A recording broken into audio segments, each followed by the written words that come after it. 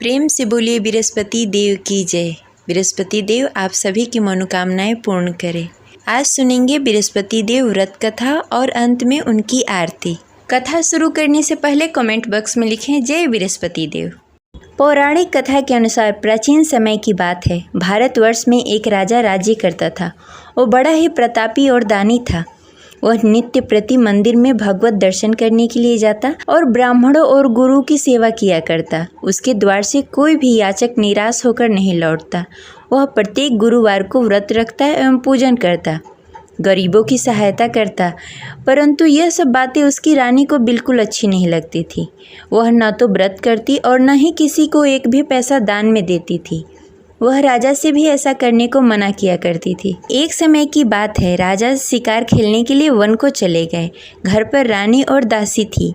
उस समय गुरु बृहस्पति साधु का रूप धारण करके राजा के दरवाजे पर भिक्षा मांगने के लिए आए। साधु ने रानी से भिक्षा मांगी तो वह कहने लगी, हे साधु महाराज, मैं इस दान पुण्य से तंग आ गई हूँ।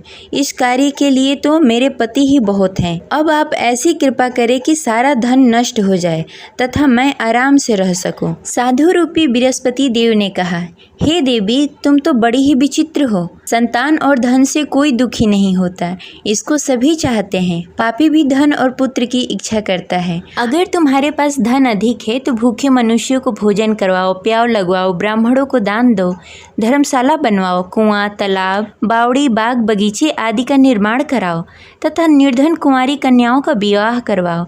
साथ ही यज्ञ करो। इस प्रकार के कर्मों से आपके कुल का और आपका नाम परलोक में भी सार्थक होगा एवं तुम्हें स्वर्ग की प्राप्ति होगी। परंतु रानी साधु की इन बातों से खुश नहीं हुई।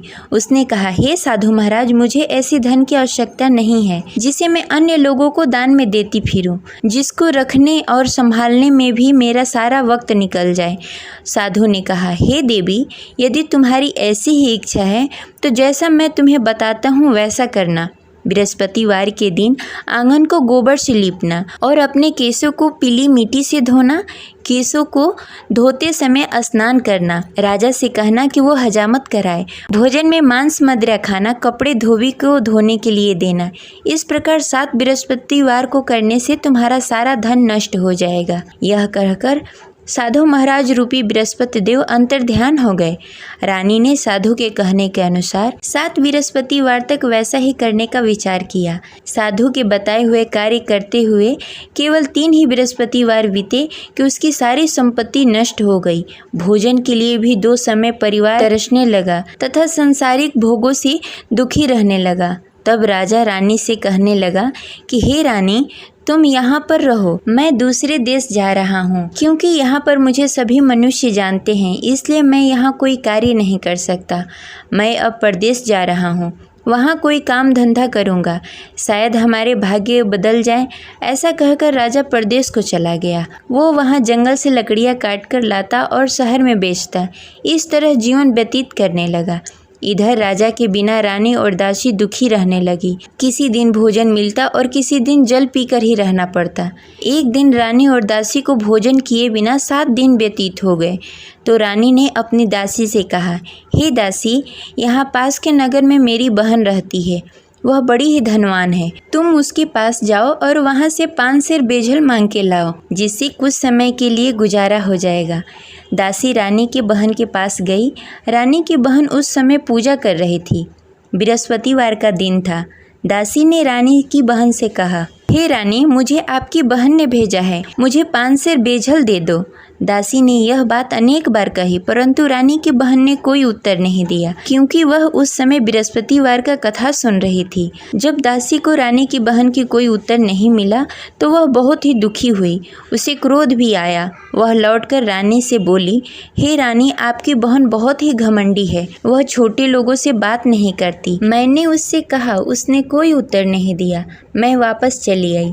रानी बोली, हे दासी, उसमें उसकी कोई गलती नहीं है। जब बुरे दिन आते हैं तब कोई असहारा नहीं देता। अच्छे बुरे का पता विपत्ति में ही लगता है। जो ईश्वर की इच्छा होगी वही होगा, यह सब हमारे भाग्य का दोष है। उधर रानी की बहन ने सोचा कि मेरी बहन की दासी आई हुई थी, परंतु मैं उससे नहीं बोली, इससे वह बहुत दुखी हुई होगी। अतः कथा सुन बृहस्पति भगवान का पूजन समाप्त करके अपनी बहन के घर गई और कहने लगी, हे बहन, मैं बृहस्पतिवार का व्रत कर रही थी, तुम्हारी दासी हमारे घर आई थी, परंतु जब तक हम कथा सुनते हैं तब तक हम लोग न उठते हैं न किसी से बातें करते हैं, इसलिए मैं नहीं बोली। कहो दासी क्यों गई थी? रानी बोली, बहन, हमारे घर अनाज नहीं था। वैसे तुमसे कोई बात छिपी नहीं है, इस कारण मैंने दासी को तुम्हारे पास 5 सर बेजल के लिए भेजा था। रानी की बहन बोली, बहन देखो, बृहस्पति भगवान सबकी मनोकामनाएं पूर्ण करते हैं, देखो शायद तुम्हारे घर में कहीं अनाज रखा हो। यह सुनकर दासी घर के अंदर गई, वहाँ से उसे एक घड़ा बेजल का भरा हुआ मिल गया। उसे बड़ी हैरानी हुई क्योंकि उसके एक एक बर्तन देख लिया था। उसने बाहर आकर रानी को बताया। दासी अपने रानी से कहने लगी, हे रानी देखो, वैसे हमको जब अन्न नहीं मिलता तो हम रोज ही व्रत करते, अगर इनसे इस व्रत की विधि और कथा पूछ ली जाए तो हम भी इस व्रत को किया करेंगे। दासी के कहने पर रानी ने अपनी बहन से बृहस्पतिवार के व्रत के बारे में पूछा। उसकी बहन ने बताया, हे रानी बहन, बृहस्पतिवार को सूर्योदय से पूर्व उठकर स्नान आदि से निवृत्त होकर बृहस्पतिवार का व्रत करना चाहिए, लेकिन उस दिन सिर नहीं धोना चाहिए। बृहस्पतिवार के व्रत में चने की दाल और मुनक्के से विष्णु भगवान और केले के वृक्ष की जड़ की पूजन करनी चाहिए तथा दीपक जलाएं। उस दिन एक ही समय भोजन करें, भोजन पीले खाद्य पदार्थ का करें तथा कथा सुनें। इस प्रकार करने से गुरु भगवान प्रसन्न होते हैं और अन्न पुत्र धन देते हैं। इस प्रकार व्रत और पूजन की विधि बताकर रानी की बहन अपने घर को लौट गई। रानी और दासी दोनों ने ही निश्चय किया कि वे बृहस्पति भगवान का पूजन जरूर करेंगी। 7 दिन बाद जब बृहस्पतिवार आया तो दोनों ने व्रत रखा। घुड़सार में जाकर चना और गुड़ बीन लाई तथा उसकी दाल से केले की जड़ में विष्णु भगवान का पूजन किया। अब भोजन कहाँ से आए? दोनों बड़ी ही दुखी हुई, परंतु उन्होंने व्रत किया था, इस कारण बृहस्पति देव भगवान प्रसन्न थे।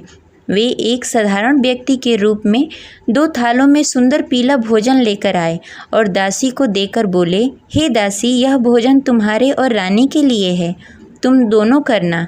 दासी भोजन पाकर बड़ी ही प्रसन्न हुई और रानी से बोली, रानी जी भोजन कर लो। रानी को भोजन आने के बारे में कुछ पता नहीं था, इसलिए वह दासी से बोली, जा तू ही भोजन कर ले, क्योंकि तू हमारी व्यर्थ में हंसी उड़ाती है। दासी बोली, एक व्यक्ति अभी भोजन देकर गए हैं। रानी कहने लगी, वह भोजन तेरे लिए दे गए होंगे, तू ही भोजन कर ले। दासी ने कहा, वह व्यक्ति हम दोनों के लिए भोजन की थाली लेकर आए हैं, इसलिए मैं और आप दोनों ही साथ भोजन करेंगी।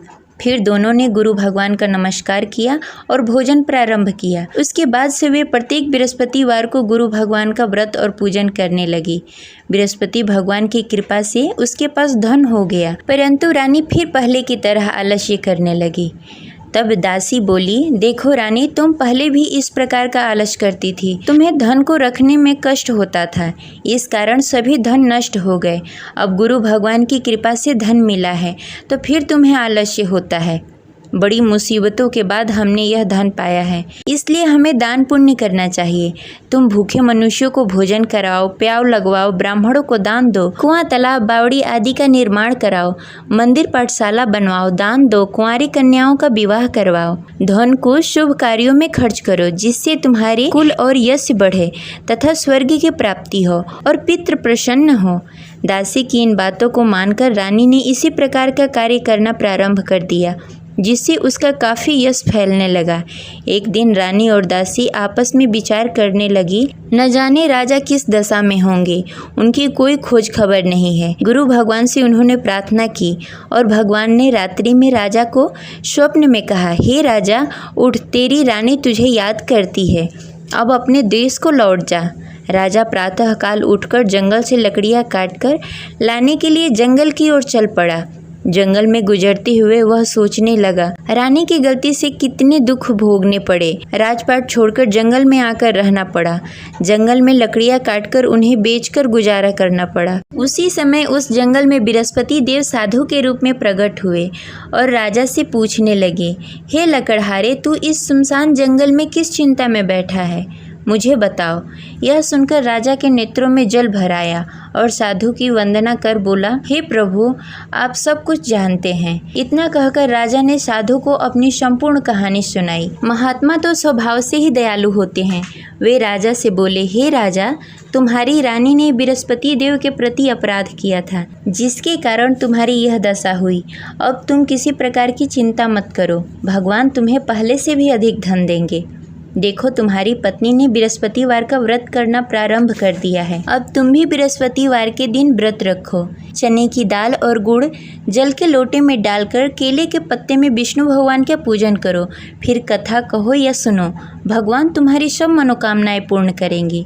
साधु को प्रसन्न देखकर राजा बोला, हे प्रभु, मुझे लकड़ी बेचकर इतना पैसा भी नहीं बचता जिससे भोजन करने के उपरांत कुछ बचा सकूं। मैंने रात्रि में अपनी रानी को व्याकुल देखा। मेरे पास कोई साधन नहीं जिससे समाचार जान सकूं। फिर मैं बृहस्पतिवार की कौन सी कहानी कहूं या सुनूं, मुझको तो कुछ भी मालूम नहीं है। साधु ने कहा, हे राजा, तुम किसी बात की चिंता मत करो। बृहस्पतिवार के दिन तुम रोजाना की तरह लकड़ियां लेकर शहर जाओ। तुम्हें रोज से दुगना धन प्राप्त होगा, जिससे तुम भली भांति भोजन कर लोगे तथा बृहस्पति देव की पूजा सामग्री भी लेकर आओगे। बृहस्पति देव की कथा इस प्रकार है। प्राचीन काल में एक बहुत ही निर्धन ब्राह्मण था। उसके घर में कोई संतान नहीं थी। वह नित्य प्रति पूजा पाठ करता, परंतु उसकी स्त्री बहुत ही मलिनता के साथ रहती। वह न स्नान करती, न ही किसी देवता का पूजन करती। प्रातःकाल उठते ही सर्वप्रथम भोजन करती, बाद में कोई अन्य कार्य करती। ब्राह्मण देवता बहुत ही दुखी रहते थे। पत्नी को बहुत समझाते, किंतु उसका कोई परिणाम नहीं निकलता। भगवान की अनुकंपा से एक समय ब्राह्मण की पत्नी गर्भवती हुई और 10वें महीने एक सुंदर कन्या को जन्म दिया। निर्धन ब्राह्मण कन्या के जन्म से बहुत दुखी हुआ। धीरे धीरे ब्राह्मण की कन्या बड़ी होने लगी। बचपन से ही उस कन्या की रुचि भगवान विष्णु की पूजा में थी। वह प्रातः उठती, स्नान ध्यान करती, उसके बाद भगवान विष्णु की पूजा करती और मंदिर में जाती। बृहस्पतिवार को व्रत करके विधि विधान पूर्वक पूजा पाठ करती। पूजा पाठ के बाद वह पढ़ने के लिए पाठशाला जाती। घर से चलते समय वह मुट्ठी भर जौ साथ में लेकर जाती और पाठशाला के रास्ते में थोड़ी थोड़ी जौ गिराते जाती। जब पाठशाला से लौटकर आती, जौ के दाने सोने में बदल जाते। लड़की सभी सोने के दाने बीन लाती। एक दिन जब वह सोने के दानों को साफ कर रही थी, तो उसकी माँ ने कहा, बेटी, सोने के दाने साफ करने के लिए सोने का सूप भी होना चाहिए। अगले दिन बृहस्पतिवार था। उसने भगवान बृहस्पति देव की पूजा करते हुए प्रार्थना की, हे भगवान, यदि मैंने आपका व्रत विधि विधान से किया हो तो मुझे सोने का सूप दे दो। भगवान बृहस्पति देव ने उसकी मनोकामना पूरी करने का वचन दिया। पाठशाला से लौटते समय उसने रास्ते में सोने का सूप पड़ा हुआ मिला। घर लौटकर सोने का सूप अपनी माँ को दिखाकर वह सोने के दाने साफ करने लगी। उसी समय नगर का राजकुमार उसके घर के पास से गुजर रहा था। उस सुंदर लड़की को सोने के सूप में जौ साफ करते देख राजकुमार उस पर मोहित हो गया। राजकुमार ने अपने पिता से उस लड़की से विवाह करने की इच्छा प्रकट की। तो राजा ने ब्राह्मण को महल में बुलाकर राजकुमार से उसकी लड़की के विवाह की बात कही। ब्राह्मण तैयार हो गया। धूमधाम से उस लड़की का विवाह राजकुमार से हो गया। दुल्हन बनकर ब्राह्मण की लड़की महल में चली गई। लड़की के चले जाने से ब्राह्मण फिर से निर्धन हो गया।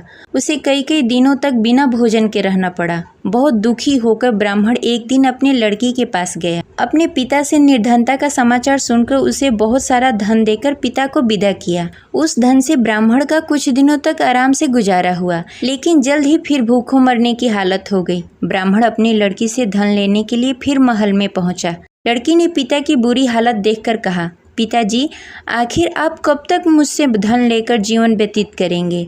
आप कोई ऐसा उपाय क्यों नहीं करते जिससे आपका घर धन धान से भर जाए। ब्राह्मण ने कहा, मैंने तेरी माँ को बहुत समझाने की कोशिश की, पर उसकी समझ में कुछ नहीं आता। उसकी फुहरता नष्ट हो तब तो घर की निर्धनता दूर हो।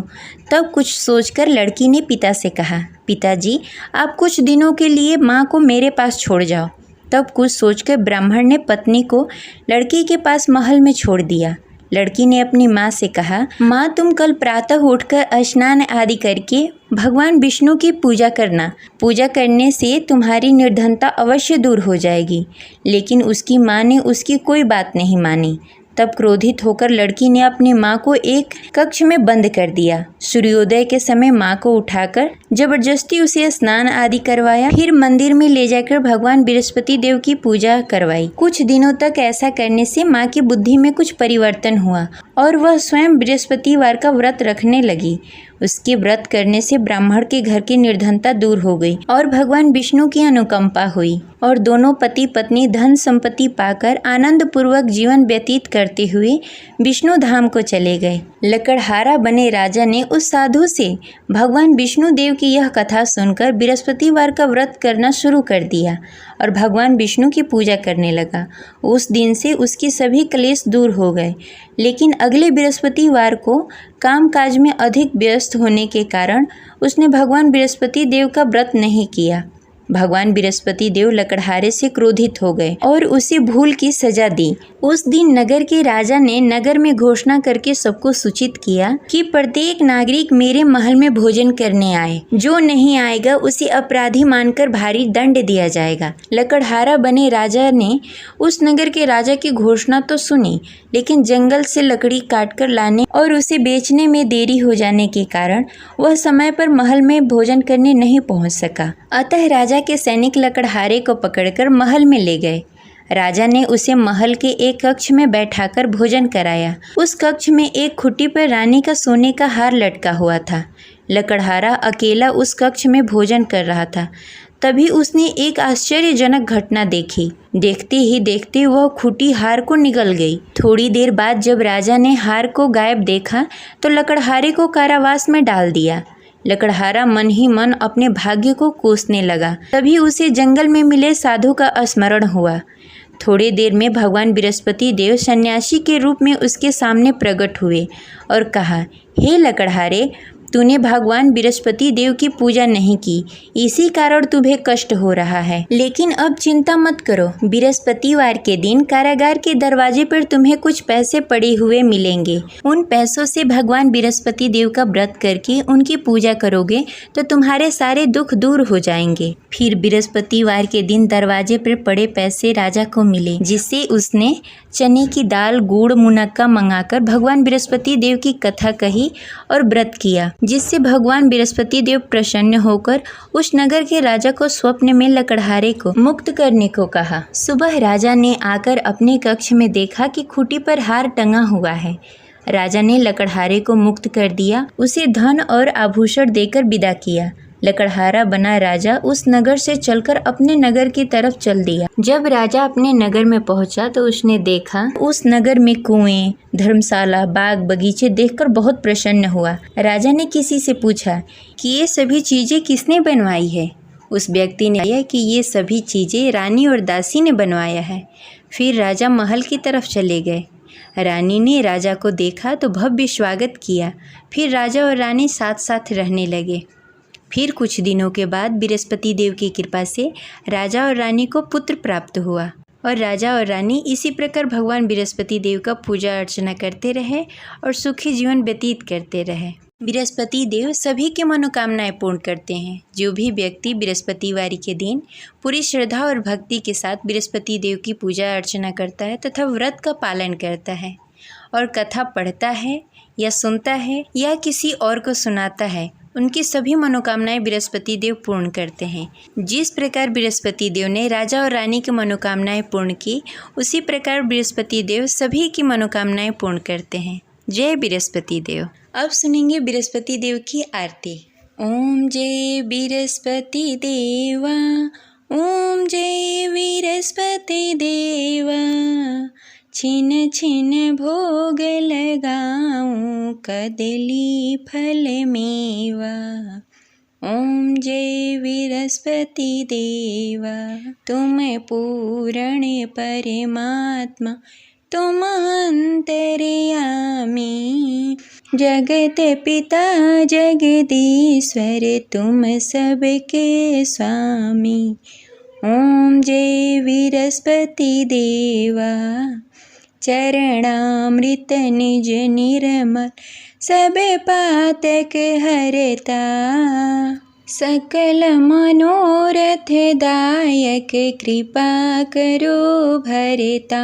ओम जय विरस्पति देवा, तन मन धन अर्पण कर, जो जन शरण पड़े, प्रभु परगट तब हो कर, आकर द्वार खड़े। ओम जय विरस्पति देवा, दीन दयाल दयानिधि, भक्तन हितकारी, पाप दोष सब हरता, भव बंधन हारी। ओम जय विरस्पति देवा, सकल मनोरथ दायक, सब संशय हारी, विषय विकार मिटाओ, संतन सुखकारी। ओम जय विरस्पति देवा, जो कोई आरती तेरी प्रेम सहित गावे, ज्येष्ठानंद आनंद कर, सो निश्चय पावे। ओम जय विरस्पति देवा, प्रभु जय विरस्पति देवा। जय विरस्पति देव।